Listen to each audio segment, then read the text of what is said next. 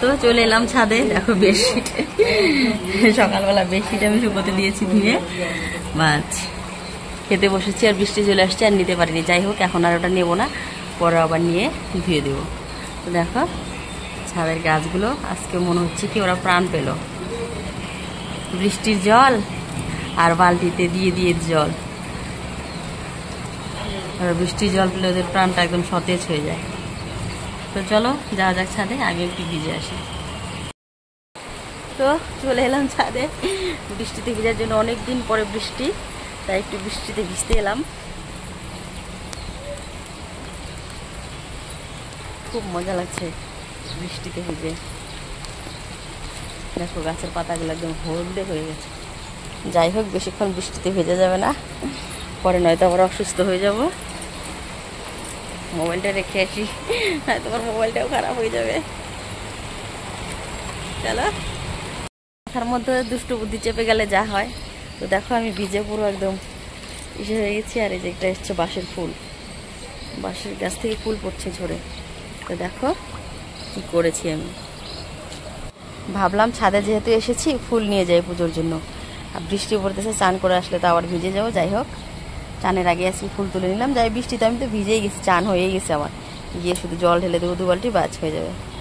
তো দেখো কতগুলো ফুল তুলেছি। আর আজকে জবাগুলো বেশি ফোটেনি, আজকে অনেকগুলো শিউলি ফুল ফুটেছে, এই সে ফুল ফুটেছে। এই যে এটা ঘি ফুল না কি বলে এটাকে, অনেকগুলো।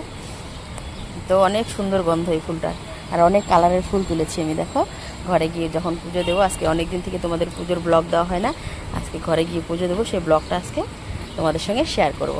তো আমার গাছের ফুলগুলো কেমন হয়েছে কমেন্টে কিন্তু অবশ্যই জানাবে গাইস।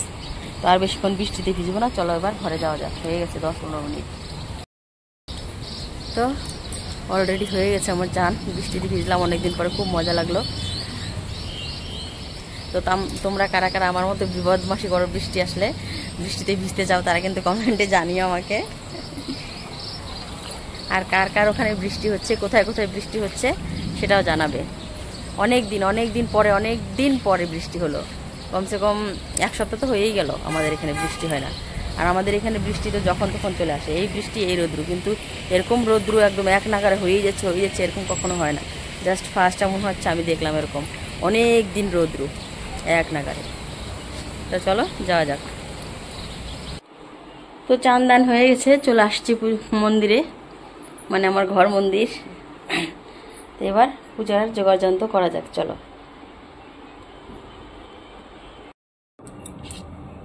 তো আমি পূজার যোগাযন্ত্র করে নিই আগে।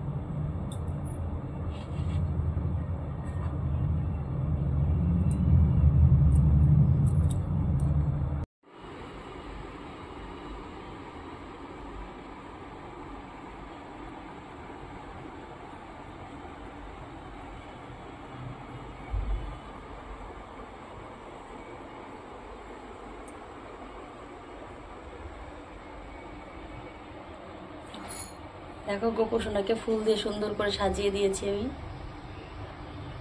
আর এগুলো তো সব আমার ছাদ বাগানের ফুল, তোমরা তো দেখলেই আমি বৃষ্টিতে ভিজে ভিজে তুলে নিয়ে এসেছি।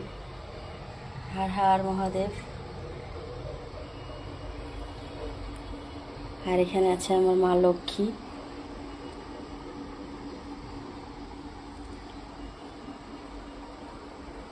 দেখো পেঁচুটাকে দেখে মনে হচ্ছে না রাগ করে আছে, জানি না কেন ওরকম করে তাকিয়ে থাকে। দেখো আমার মাকে।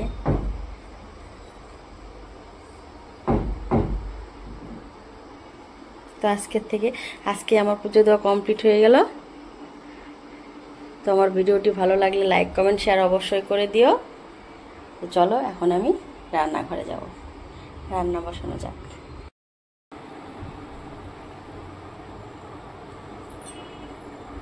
তো পুজো তো কমপ্লিট। বাইরে বৃষ্টি হচ্ছে কিন্তু গরম কমেনি, দেখো ঘেমে গেলাম পুজো দিতে দিতে।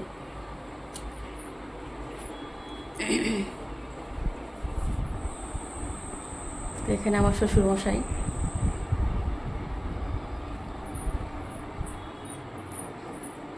তো কি কি রান্না করব চলো সেটাই তোমাদের সঙ্গে আমি শেয়ার করবো এখন। আর হচ্ছে বেশি কিছু বানাবো না, কালকের মাংস তো রয়েই গেছে। আজকে শুধু একটা তরকারি করব, নিরামিষ তরকারি, আর কিছু একটা ভাজি করবো, ব্যাস হয়ে যাবে। আজকে আর বেশি কিছু রান্না করব না। তো চলো রান্নাঘরে যাওয়া যাক। তো বাবু নিনির হচ্ছে ব্যাংক অ্যাকাউন্ট খোলা হচ্ছে। দেখা যাক কার ব্যাংকে কতগুলো জমা হয়েছে।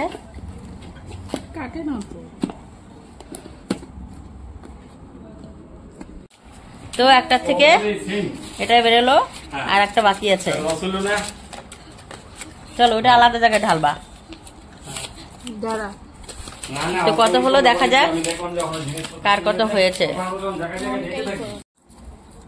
5,720 টাকা হয়েছে নিনি বুড়াটা। দেখা যাক এবার নিনি বুড়া কত জমিয়েছে।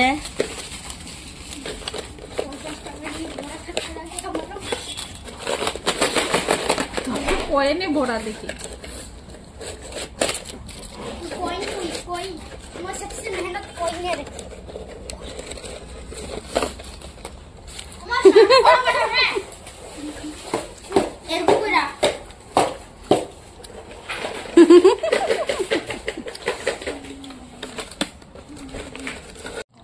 নিনির কত হলো?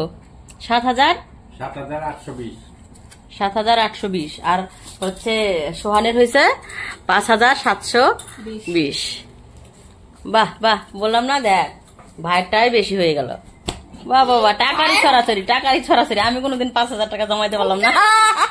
কি অবস্থা আমার। গেম করা হোক কার টাকার।